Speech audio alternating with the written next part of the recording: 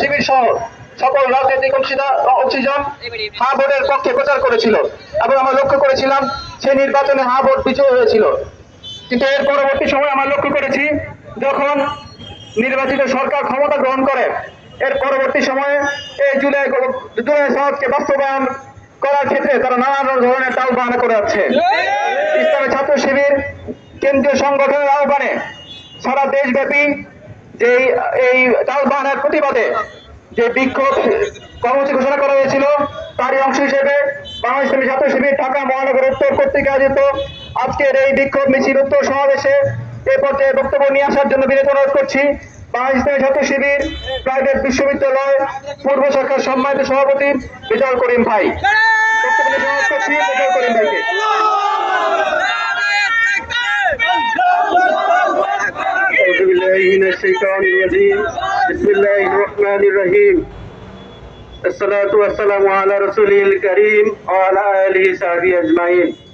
আজকের বিক্ষোভ সমাবেশ উত্তর সমাবেশে উপস্থিত আছেন বাংলাদেশ ইসলামী ছাত্র শিবির কেন্দ্রীয় মিডিয়া সম্পাদক মুতাসিম বিল্লাহ শাহিদি ভাই।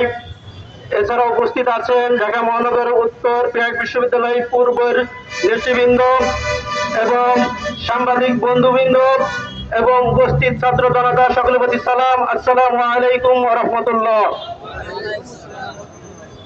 বাঙালি জাতির দীর্ঘ 17 বছর আওয়ামী ফ্যাসিবাদের নির্যাতনের অবসান ঘটিয়ে 24 আগস্টে যে জুলাই বিপ্লব এনেছিল এর পরবর্তীতে 26 সালে বাঙালি জাতি আশা করেছিল যে একটি সমৃদ্ধশালী বাংলাদেশ গঠন করবে বিএনপি সরকার, কিন্তু তারা গণভোটের রায় বাস্তবায়ন না করে বাঙালি এই জাতিকে বৃদ্ধাঙ্গুলি দেখিয়েছে। আমরা বলতে চাই, আজ আমি এখানে প্রাইভেট বিশ্ববিদ্যালয়ের শিক্ষার্থীদের প্রতিনিধি হিসেবে বলতে চাই, প্রাইভেট ইউনিভার্সিটির শিক্ষার্থীরা কোন নীরব প্রজন্ম নয়। জানেন, গত জুলাই বিপ্লব আন্দোলনে প্রাইভেট ইউনিভার্সিটির শিক্ষার্থীরা আন্দোলনের মোড়কে কিভাবে ঘুরিয়ে দিয়েছিল। তাই বলতে চাই, বিএনপি এই সরকারকে হুঁশিয়ারি করে বলতে চাই, আপনারা অতি দ্রুত এই গণভোটের রায়কে বাস্তবায়ন করুন, অন্যথায় প্রাইভেট ইউনিভার্সিটির শিক্ষার্থী সহ সারা বাংলাদেশের ছাত্র জনতা রাজপথে নেমে আসবে।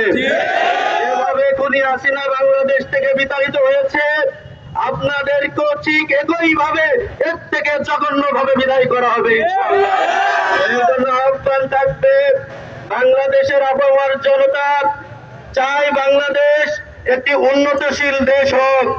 আপনারা জানেন, আজ শেরপুর 3 এবং বগুড়া 6 উপনির্বাচন হচ্ছে।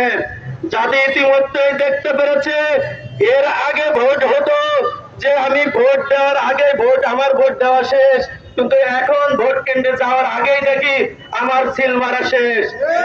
আমি ছাত্র জনতা, এই জন্য আমরা বুঝতে পারছি আওয়ামী লীগ আর বিএনপির মধ্যে কোনো পার্থক্য নেই।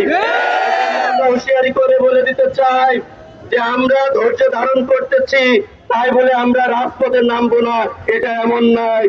আমরা আগামীর পদযাত্রা, আগামী সংগ্রামে আমাদের এই ছাত্র জনতাকে ঐক্যবদ্ধ ভাবে সংগ্রামে আহ্বান থাকবে যে ঐক্যবদ্ধ ভাবে সংগ্রামে সংঘবদ্ধ ভাবে লড়াইয়ে ময়দানে অংশগ্রহণ করার এই প্রত্যয় রেখে আপনাদের সকলকে ধন্যবাদ জানিয়ে আমার কথা এখানে শেষ করছি। আসসালামু আলাইকুম ওয়া রাহমাতুল্লাহ।